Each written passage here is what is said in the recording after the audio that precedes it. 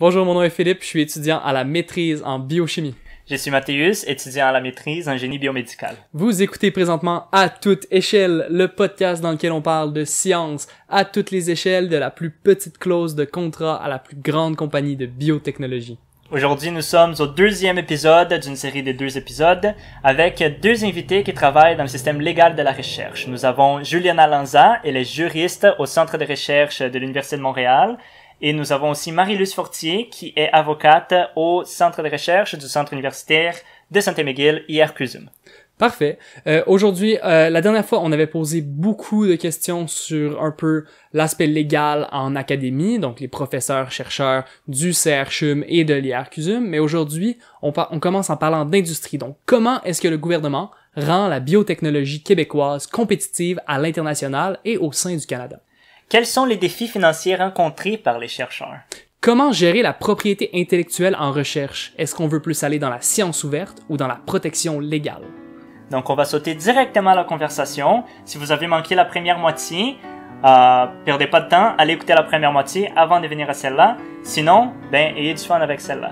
N'oubliez pas, c'est la dernière semaine pour laquelle nous avons le podcast à toute échelle sur la plateforme Orders of Magnitude.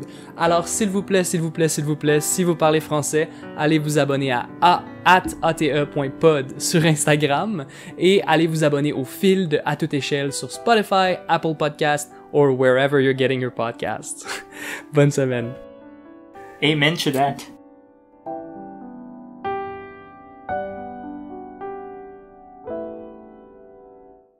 Si je peux peut-être parler d'une autre initiative que nous on fait partie au niveau, je pense qu'on a peu parlé des projets industriels, on a beaucoup parlé des collaborations académiques parce que je pense que c'est là où il y a beaucoup de défis au niveau contractuel parce que nous nos chercheurs sont les promoteurs, on doit se débrouiller. Mais on fait beaucoup de projets industriels. Et donc, pour le développement d'un médicament, si on peut parler des phases cliniques, donc si on dit... Peut-être je vais laisser Marie-Luce expliquer plus en détail la partie... J'aimerais juste souligner avant tout ça que souvent on sous-estime puis on parle pas assez de l'importance de s'organiser ensemble, de partager l'information. C'est pas quelque chose qui est glorifié. Ce qui est glorifié, c'est je fais les choses par moi-même, je bâtis un système moi-même.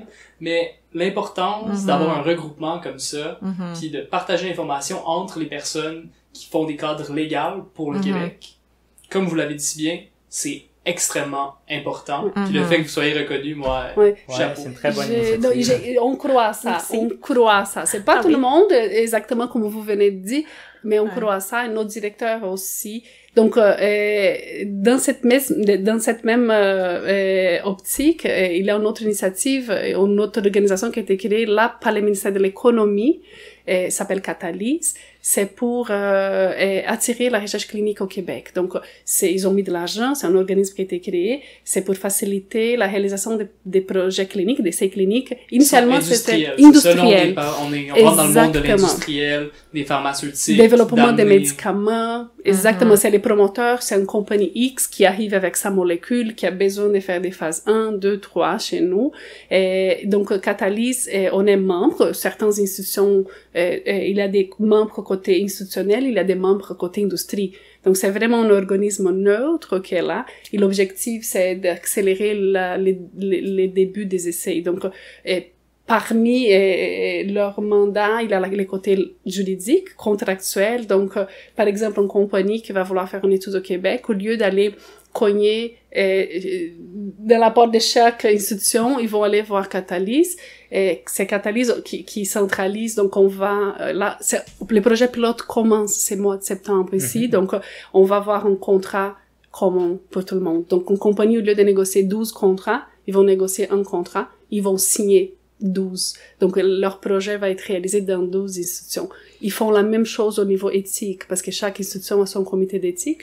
Au Québec, il existe déjà un processus multicentrique. Lorsqu'il y a plusieurs centres, ça existe déjà.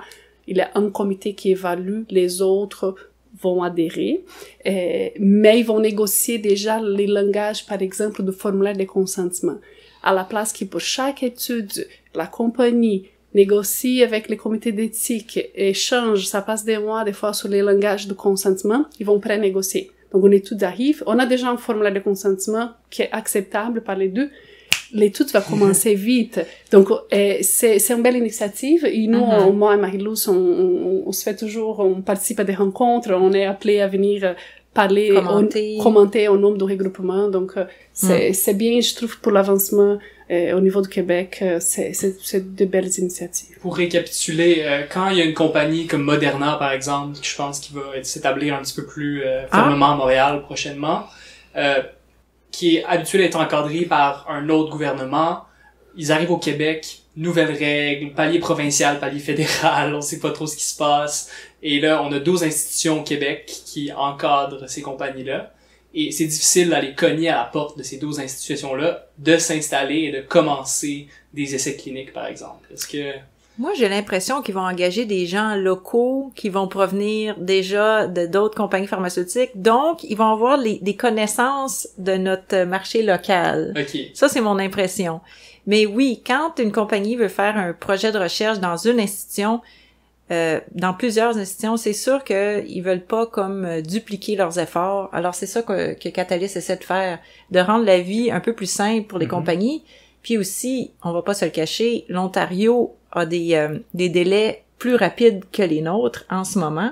Donc, je pense que le gouvernement, le ministère Économie et Innovation, veut aussi investir et veut qu'on devienne plus compétitif. Parce qu'on a, à part l'Ontario, on a le monde entier pour la recherche clinique. Je veux dire, si on n'est pas assez rapide, si on est trop cher, si on manque, on va perdre des opportunités, ça veut dire que nos patients auront moins accès à des traitements novateurs. Et il y a moins de gens qui vont avoir des jobs, par exemple, quand il y a Moderna qui arrive à Montréal aussi, il arrive à Montréal, je sais pas certaine s'il allait vraiment arriver à Montréal, on sait pas encore si ça va être Montréal ou Toronto ou peu importe. Mais disons qu'ils viennent ici, ça veut dire que ça va créer beaucoup d'emplois, des emplois bien payés, des emplois en sciences de la vie. C'est ça que le gouvernement veut. Ils veulent attirer des bons emplois, ça veut dire qu'il y a peut-être plus de recherche qui va se faire en général, il y a plus d'argent de disponible. À chaque fois qu'il y a de l'argent disponible pour nos chercheurs, c'est bien pour toute l'économie parce qu'ils collaborent avec plein d'autres chercheurs au Québec. Donc, même si c'est un chercheur de notre institution, disons, qui reçoit l'argent, on va probablement collaborer avec le CHUM puis on va transférer une partie de notre argent au CHUM pour qu'eux aussi puissent effectuer le protocole. Ouais. J'ai une anecdote personnelle qui est quand même très importante dans ce contexte-là. Personnellement, moi, je veux travailler dans l'industrie pharmaceutique lorsque je finis mon doctorat. Oui. Si y a aucune compagnie qui peut m'embaucher au Québec, ben ça va être la fuite de mon cerveau en tout cas. Exact. Puis j'aimerais rester ici et développer une expertise locale pour développer des médicaments. Puis, écoutez, je vais envoyer mes CV partout, mais s'il y a pas assez de compagnies qui décident de s'installer ici parce que c'est trop difficile, parce que c'est trop coûteux, je vais être obligé d'aller en Californie, je vais être obligé d'aller en Ontario. Et j'aimerais vraiment pouvoir rester ici. Ben, ça, c'est l'importance de ce travail-là et du programme Catalyst, par exemple. Oui, Catalyst, mais il y a aussi... Catalyst, finalement, est financé par une initiative qui s'appelle... c'est quoi encore Stratégie québécoise des sciences de la vie. C'est ça, Stratégie québécoise des sciences de la vie, qui était sur une période de 10 ans, je crois. Qui a été renouvelée récemment, je pense. Qui a été renouvelée. Donc, le ministère Économie et Innovation donne des millions de dollars pour toutes sortes d'initiatives. Catalyst en est une de ces initiatives-là, mais il y en a beaucoup d'autres. Il y a d'autres consortiums aussi qui existent. Je pense au CQDM, de découverte du médicament. Consortium québécois sur la découverte des médicaments. C'est ça. Eux, ils vont beaucoup financer des projets aussi. MEDTEC aussi, c'est un autre organisme qui gère des agents gouvernementaux qui financent des projets de recherche. Il y a MITAX, ils vont donner de l'argent pour payer des salaires à des étudiants au doctorat, justement. Alors, il y a plusieurs initiatives ou organismes qui reçoivent l'argent du gouvernement et ça, c'est bon pour tout le monde parce que, justement, ça crée des emplois, ça garde des gens comme vous, des cerveaux qu'on veut pas perdre. Et même le fait d'avoir construit les méga hôpitaux, par exemple, le nouveau CHUM, le nouveau CUSUM, si je dirais, ça a beaucoup nous, on l'a vu, hein, Juliana, je veux dire, la recherche, là, ça a beaucoup changé dans les dernières années. On a participé, on a vu les plans initiaux, mais en 2007, quand les sites ont été choisis, ça allait au Ça fait longtemps qu'on est là. Ouais. On a tout vu. On a déménagé, on était les centres de recherche a été les premiers à déménager, donc on a fait partie du déménagement, on habitait l'édifice tout seul, il n'y avait personne. Nous, on était là déjà. On a vu construire la deuxième phase, il a la troisième l'année passée. C'est ça, on était à l'Hôtel Dieu. Ah oui, au sous-sol. Oui, c'est ça. on a vu les choses évoluer, puis ça, c'est vraiment intéressant, parce que je me rappelle quand on a déménagé au nouveau CHUM, le nouveau CR CHUM, là, qu'ils ont appelé Centre de recherche du CHUM. La Chambre de Mars, ouais. Oui. C'est ça. Quand il y a eu, à un moment donné, je pense qu'on avait comme 15 nouveaux chercheurs qui sont arrivés en même temps. Et là, c'était des chercheurs, c'était intéressant parce que c'était des cerveaux qui avaient pris la fuite quelques années auparavant. Par exemple, il y avait docteur, il me semble, John Stagg, ou en tout cas, il y en avait plusieurs qui avaient été comme en Australie, aux États-Unis, en Europe, et là, qui revenaient un peu à la maison parce qu'ils voyaient que, au CHUM, c'est intéressant maintenant, on s'intéresse à la recherche. Les laboratoires de recherche fondamentale au CHUM, au lieu d'être dans le 3e sous-sol, dorénavant, il était comme, je sais pas trop à quel étage, avec une vue sur Montréal. Là, c'était comme, je sais pas, là, il y a eu un gros changement. Hein? Oui. Et beaucoup de chercheurs, même de l'Université de Montréal ou d'ailleurs, ont dit, ben là, moi, je déménage, hein. Je m'en vais de mon 3e sous-sol, je sais pas trop où, dans l'obscurité. Je m'en vais au CHUM. C'est dynamique. Le directeur de la recherche a une vision. Il y a de la place maintenant. On nous prend au sérieux. Il y a des équipements de millions de dollars à la fine pointe de technologie qu'on peut acheter. Il y a eu beaucoup d'investissements. Et ça a été comme une locomotive, si on veut, qui fait qu'aujourd'hui, ça va très bien, là. Notre, je dirais, la science de la vie au Québec, à Montréal, là, ça va très bien. Ouais. Mais là, nous, ça veut dire beaucoup de contrats. Ça veut dire beaucoup de contrats. Juste peut-être, ça peut vous intéresser, vous donner une idée des quantités de contrats, des nombres de contrats qu'on signe. J'ai pas les chiffres ici exacts, mais je sais un peu par cœur. Donc, l'année passée, on a fini notre année avec 850 contrats signés. Oui, c'est 3 contrats par jour, entre 2 et 3 contrats par jour. Et on s'entend qu'il y a une négociation en détail. Ça prend, tu reçois un contrat de 30 pages, une proposition. Là, tu en prends connaissance et nous, on change les clauses, on fait des modifications en track change. On travaille les contrats, on fait notre proposition. Ensuite, on envoie notre chercheur. Écoutez, parce que là, on a des questions à notre chercheur.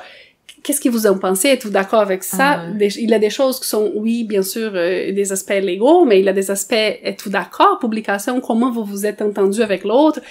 Ensuite, on envoie ça à l'autre partie. Là, l'autre partie, ça prend quelques jours, semaines, il nous retourne une autre version. Là, on fait la même affaire. On envoie un chercheur, et là, on envoie la compagnie. Donc ça, c'est la négociation d'un contrat. On en a signé 850 l'année passée.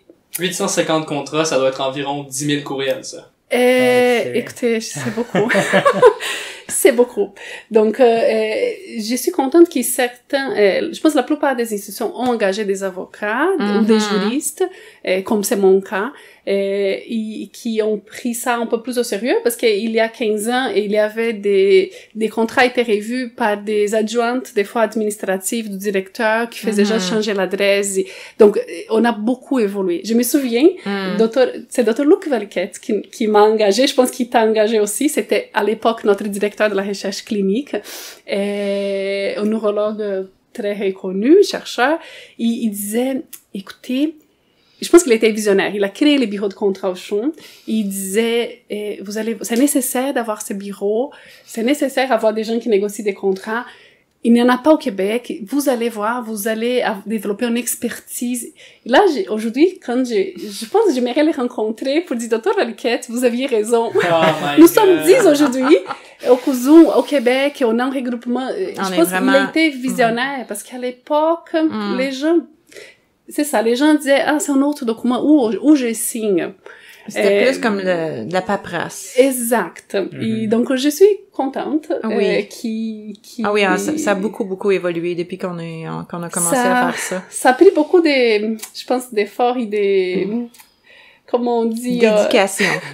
Oui, je pense qu'on aime ce qu'on fait. Oui, Comme Marie-Lou oui. disait, il faut avoir une passion. On a vu des gens qui sont rentrés ils sont partis. Si t'as pas quelque chose d'autre en arrière, cette volonté d'aider, de faire partie du système. C'est ça. Aussi, il y a un autre aspect qui, j'essaie de parler à l'équipe, au show, à l'équipe, c'est, nous, on n'est pas à la fin, on n'est pas, on fait partie d'un milieu. Et des fois, je dis, on est petit, les chercheurs, c'est la recherche qui doit être mise vraiment de l'avant. On doit accepter qu'on est un instrument. Je sais pas comment mieux expliquer, mais on est un moyen. On est un soutien. On est un soutien. Et il faut pas oublier qu'on est là. Je suis pas là pour avoir les plus beaux contrats de ma vie. Je suis là pour avoir un contrat acceptable et pour permettre à mon chercheur de faire la recherche. Donc, parce que parfois, on va changer un synonyme. Des fois, nous, on voit qu'il y a un projet, un contrat qui prend du retard parce que l'autre avocat change. Est trop perfectionniste. Oui. Et à un moment donné, tu dis, écoutez, on veut permettre aux chercheurs, c'est la recherche. Parce qu'au bout de compte, c'est les patients. C'est la population qui doit avoir accès à ça. C'est l'agent public qui est là. On faut pas oublier, on travaille pour des institutions publiques. Et c'est les buts ultimes, c'est d'avancer la science pour les patients. Donc, on est là en soutien. C'est très important ce qu'on fait, mais il faut pas prendre trop de place non plus. Moi, c'est les messages que j'essaie de passer à notre équipe. Faisons notre travail comme il faut, mais permettons la recherche d'avancer. Il faut pas devenir un frein à la recherche. Exactement.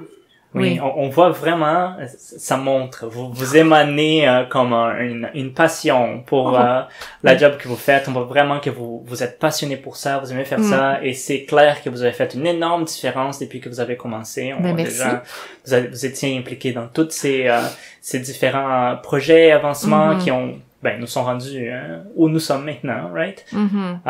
Et les nouveaux projets que vous avez pour unifier tout le monde ensemble dans votre domaine, ça va sûrement rendre les choses beaucoup plus homogènes entre tout le monde, c'est que va faire les choses plus efficaces et aussi rendre les comptes plus faciles pour que tout soit encore plus vite et qu'à la fin, Québec puisse continuer à avancer comme il faut.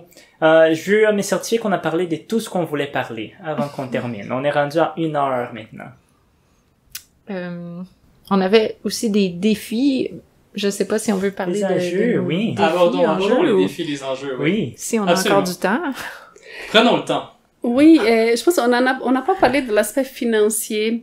C'est vrai que c'est pas directement relié à notre expertise, notre formation, mais nos contrats ont des budgets. Les projets de recherche ont besoin d'argent.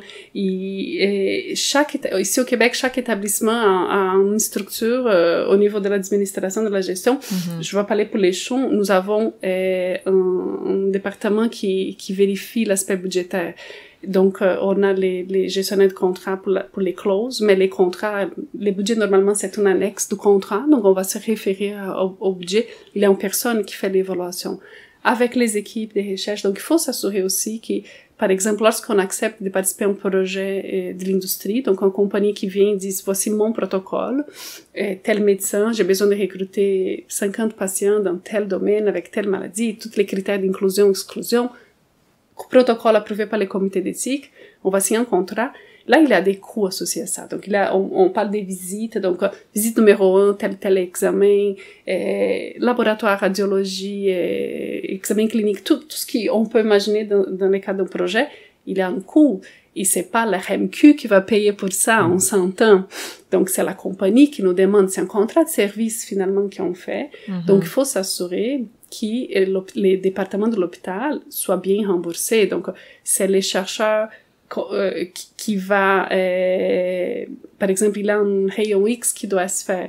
Quand le patient va être envoyé, c'est pas sa carte maladie qui va passer, et ça va être indiqué participant des recherches. Donc, les services de radiologie va facturer les chercheurs, et donc il faut qu'on s'assure que les contrats prévoient cet argent. Sinon, il va être dans les déficits. Donc, c'est un aspect important, s'assurer que les coûts de l'exécution du projet de recherche sont bien couverts. Là, les salaires, les infirmiers de recherche, les assistants de recherche, c'est rare, c'est une spécialité en soi aussi. et ça coûte cher un salaire, donc les infirmières qui sont là sont payées, donc il faut prévoir ça. Donc il y a cet aspect financier qui fait partie du contrat. Et ils sont pas payés par l'hôpital non plus. Ils sont pas payés par l'hôpital. Les infirmières et les coordonnatrices ou coordonnateurs. Non. Il faut que les chercheurs non plus, vous savez, les chercheurs sont des profs à l'université. La recherche fait partie de leur tâche, si on peut dire comme ça. Ils vont chercher des subventions. Un chercheur il doit aller chercher les fonds pour faire sa recherche. Donc oui, il a les contrats avec les privés qu'il va faire, mais sa recherche laboratoire avec les animaux, et il doit aller chercher des fonds des IRSC, des NIH aux États-Unis. Donc l'aspect financier, c'est quand même c'est majeur. Des fois, on voit, les chercheurs passent beaucoup de temps à écrire des demandes de subventions. C'est ce qu'ils font le plus, oui. C'est ça. Et pour avoir de l'argent, pour garder leur laboratoire ouvert, leur personnel, pour que la recherche roule. Donc, cet aspect, il faut pas négliger. Non. Et il est moins, c'est ça. Nous, c'est pas notre mandat, c'est pas notre expertise, négocier le budget. Mais c'est là, on voit, et parfois, c'est les budgets qui retardent la signature d'un contrat. Donc, c'est frustrant un peu parce que souvent, les gens vont dire, vous êtes trop long.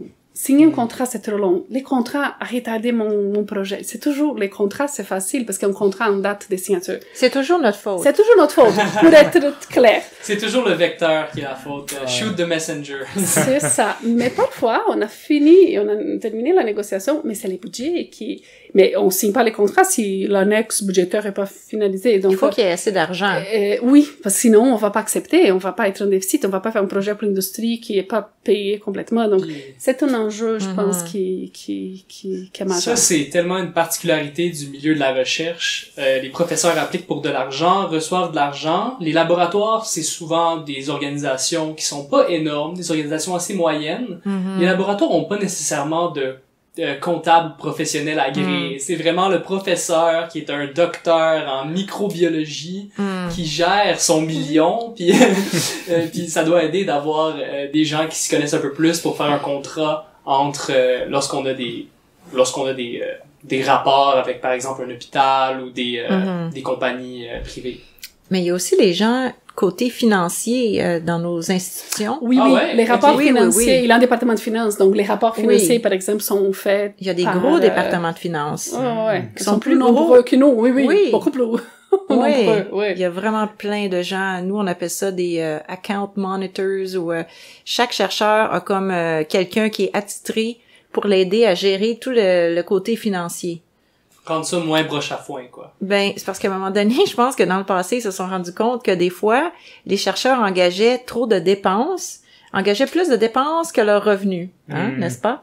Alors là, je pense que les centres de recherche se sont adaptés et suivent vraiment plus de façon serrée les budgets des chercheurs, parce qu'ils savent justement que les chercheurs, c'est pas des comptables.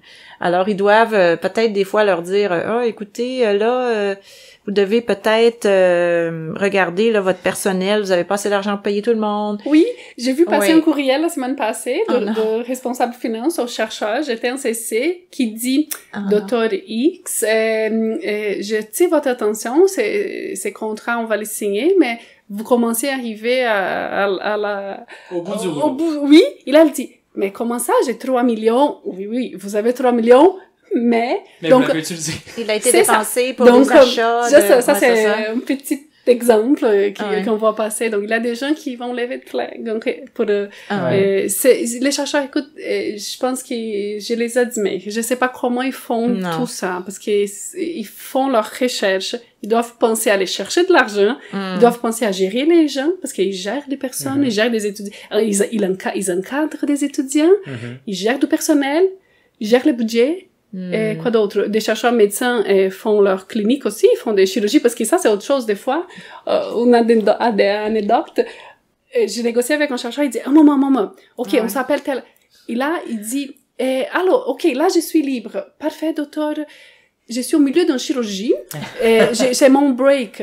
Il était en chirurgie thoracique, dans son break, parce que là, il peut pas passer 15 heures, donc ils font des... Là, pendant sa pause de la salle d'op, il me parle de son contrat. Là, on dit, OK, Un téléphone dans une main, le scalpel dans l'autre. Ouais. Exactement. Donc, Souvent, c'est ils sont pas seuls, là, Non, disons. Il a pas laissé le patient comme ça tout seul, Juste là, une mais petite juste C'est pour juste dire que... son moment de prendre une gorgée d'eau. Il peut-être parler de contrat un peu avec les départements de contrat. C'est Ah oui, quelque non, chose. c'est incroyable, c'est incroyable. Professeur, chercheur, médecin, plus Ouais. 20 autres travails derrière Mais- tout ça. En plus, les chercheurs qui sont, je dirais, préférés par les centres de recherche, ce sont les chercheurs qui font de la recherche fondamentale et qui voient les patients. Et il y en a, des fois, ça peut arriver, qui ont comme deux équipes, n'est-ce pas? Mhm. Des chercheurs qui sont tellement prolifiques, qui ont leur équipe laboratoire et leur équipe clinique. Et ces deux équipes-là travaillent pas nécessairement ensemble ou se connaissent à peine. Et là, des fois, on a des demandes qui sont comme un peu, je dirais, compétitives. Pas compétitives, mais « Ah, moi, j'ai tel contrat pour le côté clinique. Ah, moi, j'ai tel côté... » Là, on dit « Bon, mais écoutez, là, vous travaillez pour le même chercheur, les deux. Pouvez-vous me dire c'est lequel qui est le plus urgent? Non, mais c'est lequel on doit prioriser? » Parce que il y en a que c'est incroyable, là. Ils font tellement de choses, mais tu dis... Comment ils font, je sais pas. Mais il y en a qui dorment 3 heures par nuit, hein, des chercheurs. C'est comme je disais au début, c'est des gens exceptionnels parce que sinon ils feraient pas de recherche. Non, c'est ça. Il faut avoir la passion parce que sinon... La passion, souvent c'est des gens qui sont, en anglais juste le mot overachiever, ou des gens qui sont exceptionnels, je veux dire, qui ont été probablement les meilleurs de leur promotion. Qui je sais pas, qui sont très très très intelligents, plus que la moyenne des gens, ou mais qui ont plusieurs qualités aussi, parce que comme Gianna dit, pour être capable de gérer tout ça puis de réussir quand même, c'est quelque chose là. Oui. Fait que oui, on fait affaire avec des êtres exceptionnels. C'est pour ça aussi que c'est motivant. Et des fois, ils s'attendent aussi à ce que nous, on soit exceptionnels. Ouais. Oui, Mais là, ça, c'est plus difficile. Ça met trop de pression Ouais, parfois ouais, parce ouais. que... Mais ça c'est avec tout le monde, même les étudiants. Des fois, on veut parler avec avec les chercheurs, avec les professeurs, puis ils ont beaucoup d'attentes des étudiants, puis nous autres, on est comme, mais attends, là, je sais pas comment faire tout ça. Puis- Une petite statistique pour donner un peu une Oui. idée à quel point ce sont des êtres exceptionnels. On se dit déjà, dans la société, je pense qu'il y a, québécoise, il y a environ 2% des gens qui ont un doctorat. Ouais. Déjà, là, on est dans la crème, right? Mhm. Mais pour devenir prof, il faut faire un post-doctorat. Ouais. Donc ça, c'est seulement une petite fraction des gens qui font un doctorat qui font un post-doc. Et pour chaque 10 post-doctorants, il y a un poste de professeur-chercheur présentement. Hmm. Alors, à toutes ces étapes-là, on retranche des gens et on se ramasse avec la crème de la crème. Pour le meilleur et pour le pire, peut-être que on devrait mieux subventionner pour avoir plus de professeurs-chercheurs, mais ça pour dire que ces gens-là sont des gens d'exception qui sont capables d'avoir effectivement très peu d'heures de sommeil. Oui, exactement. Puis moi, je vois aussi, comme à l'IRCUSUM, on a beaucoup de chercheurs qui viennent de d'autres pays. Ouais. Alors, c'est comme si on vole un peu, dans un sens, les meilleurs cerveaux de d'autres pays en même temps. Puis souvent, les gens qu'on a ont fait, comme par exemple, leur post-doctorat aux États-Unis, en Australie, en Europe. Ils amènent aussi avec eux des connaissances. Ils ont travaillé avec d'autres chercheurs reconnus ailleurs. Et c'est pour ça aussi qu'ils continuent souvent à avoir des collaborations avec l'endroit où ils ont fait leur post-doctorat. Donc, souvent, il y a certains chercheurs, par exemple, OK, lui, il va faire beaucoup de collaborations avec l'Australie parce qu'il était là avant, à l'Université de Melbourne ou peu importe, d'autres en Europe. Alors, on a aussi un côté très international à notre travail Oui. qui est vraiment intéressant. J'allais dire même avec le Brésil aussi. Oui, Oui, nous des aussi, fois, on a déjà eu des contrats avec le Oui, Brésil. c'est ça. Oui. Puis là, je dis, oh wow, OK, on a même des gens formés au Brésil là qui peuvent les aider, donc ça, c'est bien. Mais bon. Si vous me permettez, peut-être Oui. un autre enjeu, peut-être pour conclure, je pense que ça occupe beaucoup, c'est la question de la propriété intellectuelle. Mm. Si nous, nos institutions, les chercheurs sont là, sont profs aux universités, on a des ententes dépendamment de l'hôpital avec notre université. Par exemple, Auchan, c'est l'UDM, l'IRCUSUM, c'est avec McGill. Donc, comment on gère la propriété intellectuelle qui découle de ces projets de recherche? Donc, je vais parler au niveau de l'UDM, des hôpitaux, donc on parle de Chou, on parle de Sainte-Justine, on parle d'Achemer, on parle de Sacré-Cœur, donc les hôpitaux qui sont affiliés à l'UDM. Auparavant, jusqu'à cette année, on avait des sociétés de valorisation. Donc, c'était une société de valorisation dont les mandats étaient d'aller, une fois qu'une technologie avait été développée, d'aller commercialiser, d'aller chercher des partenaires pour une mise en marché. Par exemple, s'il y a un produit qui a été développé, c'est une technologie, donc il y avait cette société. Parce que les hôpitaux, il faut pas oublier, ce sont des institutions publiques dont la mission, c'est les soins, l'enseignement, la recherche. Et la commercialisation n'est pas là. On n'est pas, les hôpitaux n'ont pas ça pour mission. Donc, la loi ne permet pas aux établissements de faire de commerce.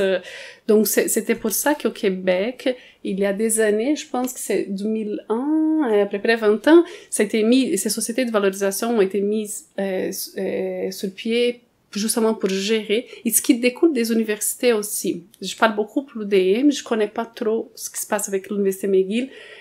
Mais récemment, avec les gouvernements qui est en poste, ils ont créé une société centralisée. Donc, c'est le ministère de l'économie et l'innovation, les sociétés de valorisation qui existaient avant, donc qui géraient les technologies. Nous, on avait une société qui gérait, ça s'appelait Univaleur. Tout ce qui a été développé au Chou, ça allait vers Univaleur pour les partenariats privé pour la commercialisation, la valorisation. On appelle beaucoup valorisation. Aujourd'hui, il y a un organisme qui s'appelle Axelis. Ça a été créé par les gouvernements. Il existe depuis avril. Donc, toutes les institutions vont passer par cet organisme. C'est une façon, le gouvernement, c'est un changement.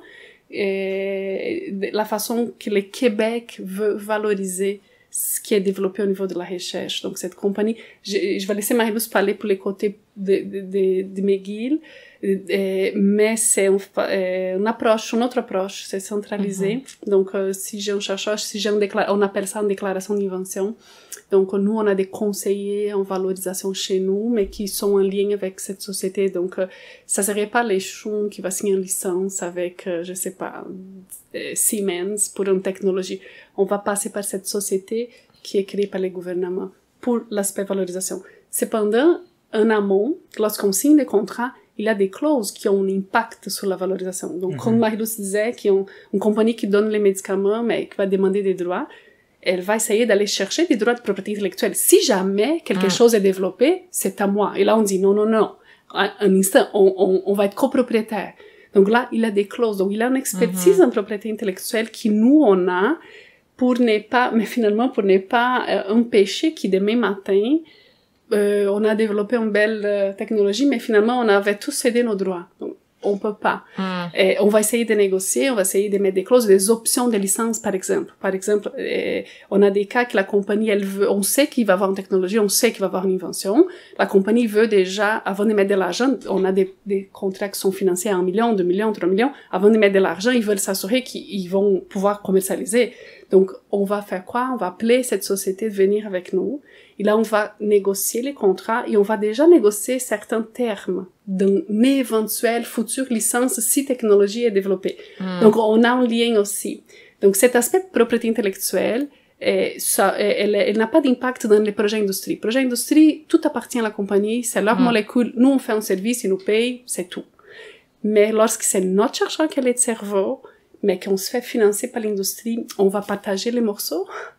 Donc, là, il a un enjeu et là, c'est là où il y a beaucoup de négociations. Je vois les dossiers complexes touchent la propriété intellectuelle. Encore une fois, personnellement, en tant que chercheur, c'est une des choses qui me fait le plus peur. Si je trouve une molécule qui est d'importance et que je veux l'amener aux essais cliniques, je peux pas faire ça tout seul. J'ai quelques milliers de dollars dans mon compte, j'ai pas des millions. Donc, il va falloir faire affaire avec une compagnie. Toujours. Et là, comment est-ce que tu commercialises ça? Comment est-ce que tu amènes des médicaments? Et je pense qu'il y a beaucoup dans la littérature scientifique des molécules qui peuvent être super efficaces contre toutes sortes de cancers, toutes sortes de maladies, mais elles arrivent jamais à terme. Une partie de ça, c'est parce que les essais cliniques sont pas concluants, Néanmoins, il y a beaucoup de choses, il y a beaucoup de molécules qui arrivent pas à terme parce que il y a beaucoup de freins entre le moment que tu trouves une molécule et le moment que tu peux la commercialiser et l'amener au journaux. Et ça avoir un bon encadrement légal pour la propriété intellectuelle, c'est déjà une première étape vers dire aux chercheurs, écoute, si tu veux amener ta molécule que tu as trouvée pendant ta recherche jusqu'au marché, il y a un moyen de le faire. Parle à ton avocat. C'est ça c'est ça qu'on dit. Il y a des façons de faire. Vous allez avoir besoin d'argent. Vous allez devoir collaborer avec du privé. Mais on peut le faire. Et on peut garder des droits. Publication aussi, parce que des fois, les compagnies veulent empêcher les chercheurs de parler. Et là, ça, c'est une clause, on dit au breaker. On n'accepte pas. Inacceptable qu'une compagnie dise, c'est moi qui contrôle les droits de publication. Jamais. Parce que si l'essai est pas concluante, je veux que mon chercheur publie pour dire cette molécule est pas, il a trop d'effets secondaires. Donc, ça, c'est très, vous avez touché un point super, on peut collaborer, mais encadré. À certaines conditions. Exact. Parce que les chercheurs, ils vont, comment dire, ils sont trop enthousiastes, ils vont pas assez se méfier peut-être des fois. Et nous, on est là pour leur dire de se méfier. Oui! Il faut faire attention. Notre anecdote, on avait un chercheur qui est venu nous voir. Elle avait participé à un concours, une compagnie pharmaceutique. Et donc, les chercheurs soumettaient leur protocole. Et bon, finalement, elle a pas eu la bourse, les concours, parfait. Et un an plus tard, elle voit des publications. Son projet, cette compagnie, elle est venue nous voir et là, on a dit, avez-vous signé un entente de confidentialité? Non. Donc, on n'avait pas... Comment tu vas prouver? Parce qu'il y a des choses qui se développent en parallèle. Les chercheurs, on sait, il y a des choses qui se passent ici, se passent de l'autre côté du monde. Les chercheurs dans le même domaine, ils découvrent les choses en même temps. Oui. Donc, c'est pour ça aussi que c'est important aussi des dépôts de brevets. Quand tu penses que c'est quelque chose, il t'a toutes les conditions pour déposer un brevet. Déposez-les au provisoire, comme ça, tu vas marquer la date. Si jamais on découvre en même temps quelque chose, mais c'est moi qui ai déposé en premier. Mais cette chercheure, elle avait pas signé. Donc, on n'avait pas de poignée. Comment on va prouver on savait qu'ils avaient pris son idée. Mais mais là, on dit la prochaine fois, venez nous voir avant. Oui, c'est vraiment important. Hein. Mais les conditions, probablement que quand elle acceptait d'envoyer son protocole, il y avait des conditions écrites en petit sur le site web qui disaient qu'ils avaient le droit de prendre son idée. Mais si on pense, c'est pas très... Non, c'est pas une compagnie qui ouvre un concours, il dit proposer un protocole, je vais les utiliser. Pas très... Non, mais c'est ça. Ça arrive. Oui, il y a des demandes qui ont dit non, ça se peut pas, qui sont en train de demander. Oui. Mais c'est ça, c'est dommage. J'ai vu beaucoup d'exemples aussi des chercheurs des chercheuses, on va pas juste dire en tout cas, chercheuses. Oui. Les chercheuses travaillent très fort. En tout cas, moi, je les appuie. Mais non, qui vont, comme par exemple, je sais pas, vivre une situation vraiment pas intéressante pour après ça s'intéresser à notre travail. C'est comme si on voudrait pas qu'ils passent par des situations comme ça, mais des fois, c'est ça que ça prend pour qu'ils se rendent compte que, mon bureau des contrats ou mon bureau de la valorisation, peu importe, là, et des ententes de recherche, il faut que j'aille les voir avant. Et non pas après, quand j'ai des problèmes. Ouais.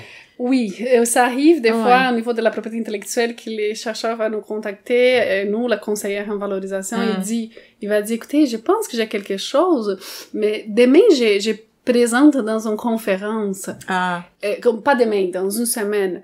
Et là, on dit, mais vous pouvez pas, parce que du moment que tu rends public, tu peux plus breveter. Et là, on dit, non! Et on va courir pour faire un dépôt de brevet provisoire rapidement pour protéger avant qu'il parle. Mais on dit, mais la prochaine fois, venez nous voir avant. Il y a des chercheurs qui nous appellent après. Ils disent, hier que j'ai présenté en conférence, je pense que j'ai quelque chose. Mais là, c'est rendu public. Donc, les chercheurs, je pense, nous, on présente toujours à l'accueil des étudiants.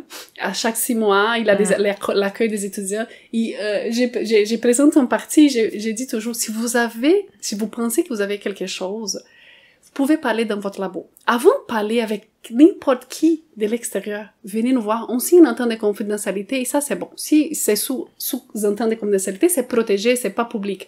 Mais ne parlez pas parce que peut-être votre super idée ou vous allez la perdre, ça va tomber dans les domaines publics, donc venez nous voir. Il y a comme un combat, parce que la science est basée sur communiquer entre nous Absolument, et sur échanger, mais de l'autre côté, si on se protège pas, on va se faire entourlouper. Exactement. Donc vous commencez, c'est ça, vous pensez ça dans votre carrière. Toujours. Tout le temps, mais il faut trouver il faut pas s'empêcher de partager non plus, mais publication des fois ça nous appelle, dit j'ai soumis, donc là c'est en révision, la publication prévue dans 3 mois, parfait, on va faire tout pour déposer le brevet avant, c'est parfait, c'est correct, il faut publier aussi. J'allais dire le concept de open science, c'est ça un peu que vous parlez, je sais que il y a certains chercheurs aussi qui commencent à dire moi, je ne crois pas dans la valorisation ou dans la propriété intellectuelle. Ils veulent juste tout divulguer, tout partager. Il y a des chercheurs aussi qui ont cette mentalité-là. Mais je pense qu'il faut faire, il faut faire une distinction. Ça dépend du type de technologie, des recherches qu'on a. C'est sûr, ce qu'on a avec les données, l'intelligence artificielle, ce sont des choses qui sont pas brevétables. La science, elle va plus vite que la demande, l'analyse du brevet, de la demande de brevet. Donc, on parle des brevets quand on est plutôt dans le développement des médicaments, des molécules. Ça, c'est une vieille mentalité ou façon de faire qui demeure. Qui reste, Mais oui, beaucoup. Et je sais même les FRQ, ils ont une politique et il faut rendre public les développements. Moi, ce qu'on m'a toujours dit, c'est qu'il y avait 2 stratégies. Parce que là, quand on parle d'industrie, de molécules, de marchandisation, tout ça, là, tout d'un coup, il faut absolument faire un brevet et tout. Mais quand on parle de recherche fondamentale, il y a comme 2 attitudes. Soit tu te tais, t'en parles à personne, puis tu fais une entente de confidentialité. Soit open science, comme vous dites. Alors, on met notre recherche sur une plateforme, par exemple BioArchive, à laquelle je pense, et dès que quelque chose est sur BioArchive avec ton nom, ça montre à tout le monde, hey, si tu trouves la même chose que moi par la suite, c'est encore écrit avec une date que c'est moi qui l'ai trouvé en premier, et donc la communauté scientifique va reconnaître ce que j'ai trouvé avant de reconnaître le scoop de l'autre personne. Et c'est ces 2 approches-là. La première, c'est aller d'un côté légal, de l'autre côté, c'est 100% open science. Mon papier, je l'écris en live, je l'écris en direct. Au fur et à mesure que j'ai mes résultats, je les publie instantanément, même s'ils sont pas dans un journal.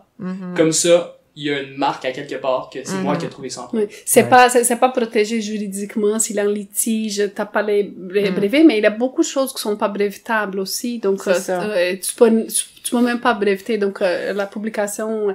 Mais aussi ce que j'ai remarqué de plus en plus, des subventions viennent avec des conditions des publications ouvertes. Donc si je finance, je veux que vos résultats soient rendus publics rapidement, point. C'est une des conditions de subvention. Donc, on voit beaucoup.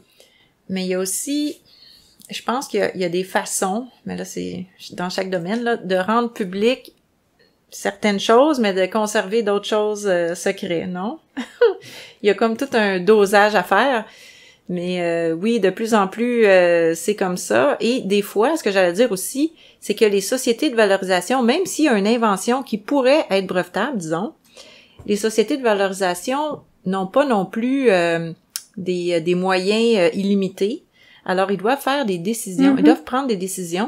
Et des fois, ils vont dire, j'ai pas assez d'argent ou je ne crois pas que ce que vous êtes en train de faire va recueillir assez d'argent dans le futur ou va être bon commercialement.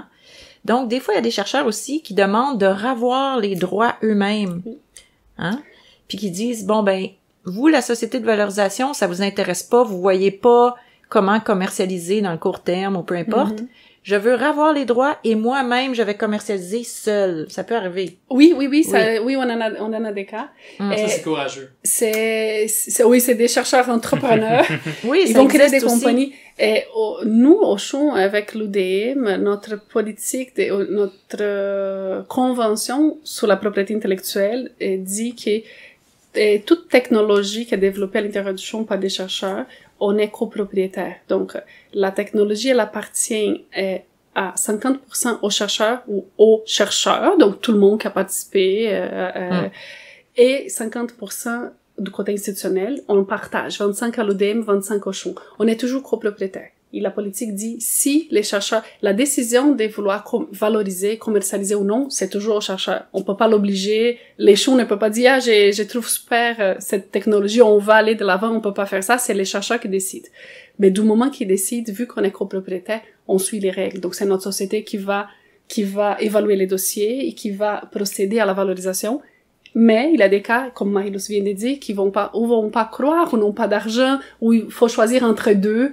Et finalement, c'est pas que la technologie est pas bonne, mais c'est juste c'est divers, plusieurs motifs pour être là. Et là, on va rétrocéder. Ce qu'on dit, on retourne ça aux chercheurs. Et là, on dit, bon, là, vous pouvez faire ce que vous voulez avec. Il y a des chercheurs, j'ai des chercheurs récemment qui ont créé leur propre compagnie, parce que eux, ils croient. Mais là, il faut aller chercher de l'argent. Donc là, mais là, c'est là. Donc on retourne ça, et les droits de CHU et les droits de l'UDM, nous, on cède aux chercheurs. Bien sûr, il y a une règle. Si jamais les chercheurs font de l'argent, il faut qu'ils retournent un peu, parce que la technologie a été faite grâce à l'institution aussi. On était copropriétaire. À notre infrastructure. Donc, exactement. Et donc, il y a aussi un retour prévu. Si jamais la compagnie, finalement, fait beaucoup d'argent, l'institution va voir sa part, mais les chercheurs partent. Donc, on a des cas. On voit plus souvent ça au domaine de la génie, je trouve. Un génie biomédical, c'est où j'étudie. On voit beaucoup de profs qui ont leur propre compagnie puis qui sont en train de vendre la technologie qu'ils développent. Et même pour les étudiants, on a des conférences et des choses comme ça. Mitax, vous avez mentionné à un moment donné durant l'épisode. Ils nous donnent des conférences pour les étudiants sur comment être entrepreneur, comment commencer ta compagnie, ces choses-là. Mais je vois pas tant souvent ça en recherche fondamentale. Les gens font juste, tu sais, biologie moléculaire et... Je sais pas, dans mon département, il y a un professeur auquel je pense beaucoup, qui a 3 compagnies de biotechnologie.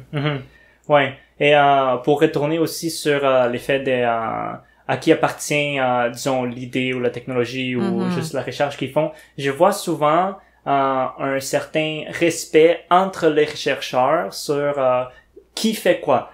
J'ai entendu plusieurs fois des professeurs qui sont comme « Ouais, on pourrait faire ça, oui, c'est une bonne idée. Ah, mais je sais que cette autre personne le fait aussi.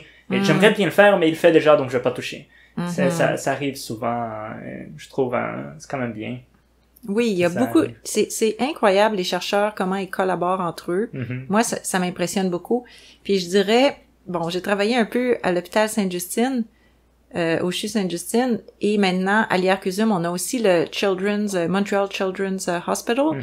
Je dirais que, peut-être je peux parler de ça un petit peu, les chercheurs dans le domaine en pédiatrie, par exemple, en hémato-onco-pédiatrique, par exemple, ils sont... Quand on dit que les chercheurs sont passionnés, ouais, c'est ça. Les chercheurs sont passionnés, mais les chercheurs en recherche avec les enfants, c'est encore des plus passionnés. C'est incroyable. Parce que, par exemple, les maladies génétiques rares que les enfants peuvent avoir, ça peut être tellement difficile.